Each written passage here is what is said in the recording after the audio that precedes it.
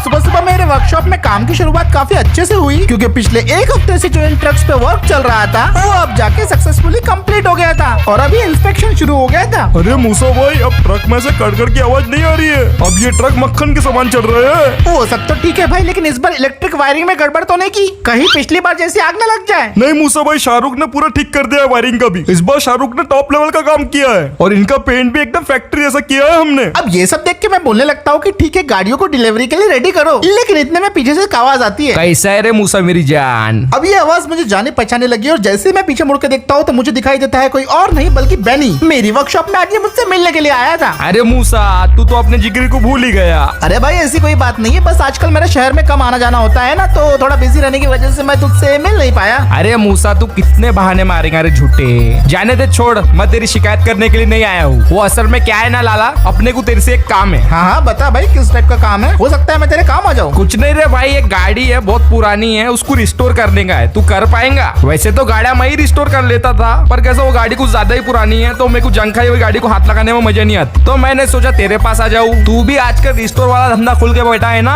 पुराने को नया, नए को पुराना। भाई मैं पुराने गाड़ियों को नया करता हूँ, नई गाड़ियों को पुराना नहीं करता। हाँ वो जो भी हो, क्या तू ये कर पाएगा? 2001 मॉडल गाड़ी है भाई, इतनी पुरानी गाड़ी, इसके पार्ट्स वगैरह मिलने में मुश्किल हो सकती है, और फिर ऐसे गाड़ियाँ अच्छा खासा खर्चा भी लेके आते हैं। अरे मूसा, तू खर्चे का टेंशन मत ले, एक बार गाड़ी तो देख ले। तेरे से हो सकता होगा तो बोल, वरना मैं दूसरा देख लेता। और तू ना मुझे वो पिछली बार के ₹1,00,000 दे देना। अरे क्या बनी भाई, हर बार पैसे की बात करते रहते हैं, तुम फिक्र कागू करते, मैं तुम्हारी गाड़ी को एक बार अच्छे से देख लेता, और अगर वो भंगार भी रहे ना तो मैं उसको रिस्टोर करके दे दूंगा, टेंशन मत लो। अरे ये हुई ना बात लाला, चल अपन लोग गाड़ी देख के आते। अब इतनी बातचीत के बाद मैं और बेनी उसके ट्रक में बैठ के निकल पड़ते हैं उसकी गाड़ी को देखने के लिए। रास्ते भर ट्रक में बैठ के निकल पड़ते हैं उसकी गाड़ी को देखने के लिए। रास्ते भर मैं उससे पूछता रहा कि कौन सी गाड़ी है भाई, वो तो बता दे, लेकिन उसने अपना मुंह नहीं खोला, और ऐसा करते करते मुझे वो पुराने रेलवे स्टेशन की तरफ लेके आ गया। वहाँ पहुँचने के बाद सबसे पहले तो रेलवे स्टेशन के पीछे अपनी गाड़ी को पार्क कर देता है और फिर मुझे बोलने लगता है, ये देख मूसा, ये है वो गाड़ी, जरा बाहर निकल के अच्छे से देख ले।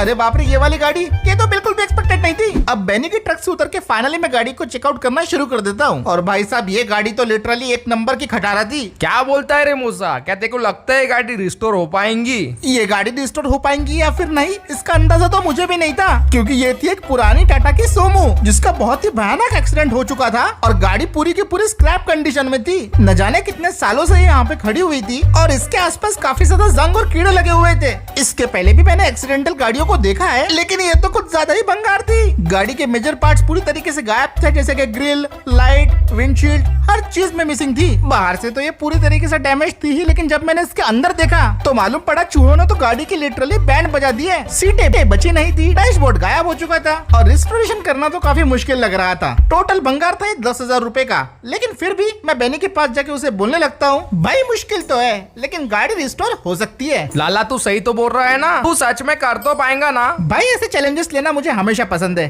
बस तू खर्चा देने के लिए तैयार रहना। अरे मेरी जान, तू खर्चे का टेंशन मत ले, वो सब मैं संभाल लूंगा। अब मेरे अप्रूवल के बाद बेनी अपना टो ट्रक लेके आता है और गाड़ी को बड़े ध्यान से टो करना शुरू कर देता है, क्योंकि इस गाड़ी को तो वर्कशॉप ले जाने के लिए टो करना ही पड़ेगा। गाड़ी पे हुक अच्छे से अटैच हो गया था, तो इसे अब टो इन करने की बारी आ गई थी और गाड़ी को हमने सक्सेसफुली लिफ्ट भी कर लिया। बहुत अच्छे भाई, बहुत अच्छे, एकदम परफेक्टली हो गया। रुक, मैं भी आ रहा हूँ। अब इसके बाद मैं भी बेनी के ट्रक के अंदर बैठ जाता हूँ और हम दोनों इस सोमो को टो करके सीधा निकल पड़ते हैं अपनी वर्कशॉप की तरफ। अब इस गाड़ी को टो करने में हमें थोड़ी दिक्कत जरूर आई, क्योंकि ये गाड़ी इतना टाइम से खड़ी थी तो इसके सारे के सारे व्हील्स लॉक हो चुके थे। किसी तरह लिटरली हमारे ट्रक की पावर की वजह से हम इसे घसीटते हुए लेके जा रहे थे। लाला ये गाड़ी की तो पूरे चक्की जाम निकले। भाई थोड़ा ध्यान से चलाना, मालूम पड़ा रिस्टोर करने के चक्कर में अपने साथ ही कुछ हो गया। अरे नहीं भाई, तू टेंशन मत ले, अब तो मैं और तेजी से भगाऊंगा।